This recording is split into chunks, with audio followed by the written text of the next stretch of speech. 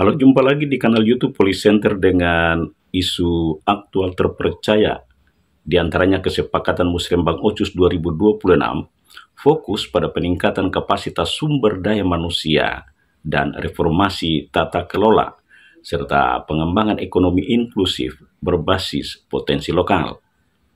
Pemerintah pusat diharapkan menganggarkan DAK infrastruktur untuk mengurangi kesenjangan antar wilayah dan memastikan pemerataan layanan publik, serta rumah sakit rujukan terasa puskesmas raksasa.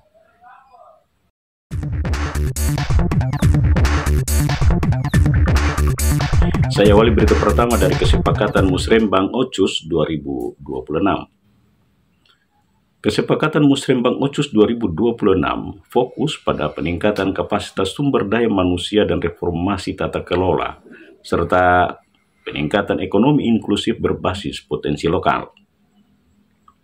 Kesepakatan utama dalam rencana kerja pemerintah daerah 2026 fokus pada pembangunan yang berpihak kepada rakyat dan mendorong daerah lebih sehat, cerdas, dan kompetitif secara nasional. Butir-butir kesepakatan Musrembang Ocus ini diambil setelah mendengar masukan dari Bappenas dan Kementerian Dalam Negeri serta Kementerian Keuangan secara online, dan dari Badan Gizi Nasional serta BPKP Papua Barat Daya dan BPS Papua Barat serta BP3 OKP Perwakilan Papua Barat Daya secara offline. Dan yang paling utama adalah arahan Gubernur Elisa Kambu yang menekankan pentingnya pembangunan Papua Barat Daya, fokus pada peningkatan sumber daya manusia dan pengembangan ekonomi inklusif berbasis potensi lokal, serta berbasis riset. Bahwa provinsi ini baru hadir, provinsi ke-38 untuk Republik Indonesia yang kita cintai bersama. Maka ya, namanya kita kalau sudah mandiri berkeluarga, kita harus lebih baik. Kita tidak mau kalah dengan yang lain. Maka komitmen itu harus ada pada kita semua. Seharusnya ke depan itu semua perencanaan kebijakan yang kita hadirkan ini berbasis riset. Harus kalau riset, kalau kita bisa tahu barang itu memang dia dibutuhkan atau tidak, kita bisa tahu sasarannya, kebijakan yang kita hadirkan itu bisa menyelesaikan masalahnya. Tapi kalau sepanjang bukan riset, ya sudah, kita bikin sesuai yang kita punya mau saja. Mau jadi tidak kan, tapi tetap memunculkan masalah baru. Masalah baru. Itu yang menjadi beban.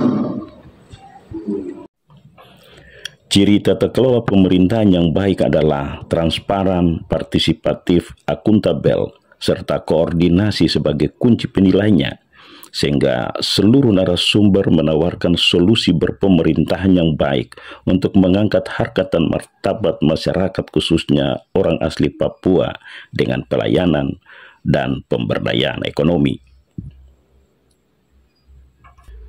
Gubernur Papua Barat Daya Elisa Kambu minta pemerintah pusat menganggarkan dana alokasi khusus infrastruktur untuk membiayai infrastruktur pertumbuhan ekonomi dan kesejahteraan masyarakat agar mengurangi kesenjangan antar daerah dan memastikan pelayanan publik di daerah miskin infrastruktur.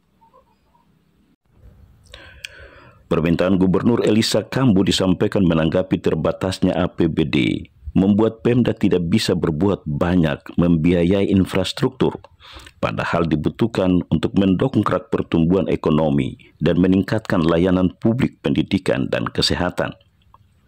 Alasannya karena dana alokasi khusus infrastruktur berperan mengurangi kesenjangan antar daerah dan memastikan pemerataan layanan publik di daerah miskin infrastruktur, sehingga diminta diperhatikan pemerintah pusat.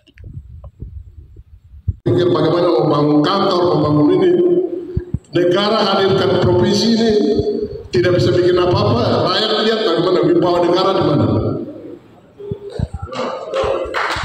Ini harus menjadi atensi dari pemerintah pusat supaya ada ruang di 2026 itu di DAK harus diluncurkan DAK Vispraka perasaan pemerintahan.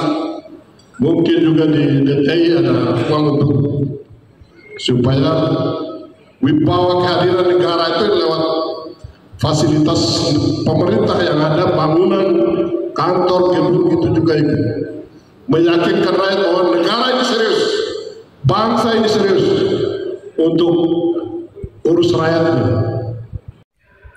Akibat terbatasnya APBD di awal pemerintahan baru Papua Barat Daya, membuat gubernur minta perencanaan pembangunan 2026 fokus meningkatkan sumber daya manusia dan peningkatan pertumbuhan ekonomi lokal.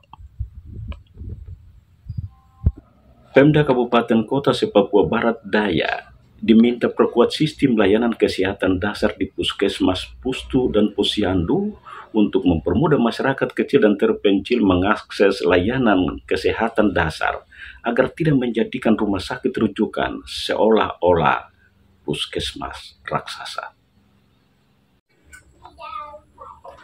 Permintaan ini disampaikan Ketua Stikes Papua Sorong Dr. Martin Sagrim SKM MKes menanggapi kecenderungan pasien memilih rumah sakit ketimbang puskesmas, pustu, dan posyandu karena infrastruktur dan program-program layanan kesehatan terintegrasi di 3 pusat layanan dasar kesehatan ini masih minim, membuat rumah sakit sudah seperti puskesmas raksasa.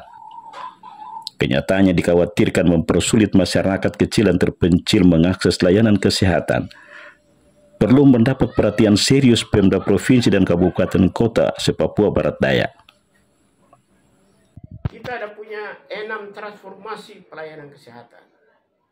Transformasi pelayanan kesehatan primer atau tingkat pertama, mulai dari puskesmas, mulai dari posyandu, puskesmas pembantu, dan puskesmas, itu diperkuat dalam hal pelayanan kesehatan dasar yang mengarah kepada semua masyarakat, baik yang ada di perkotaan dan di pelosok terpencil. Yang kedua, transformasi di bidang pelayanan rujukan.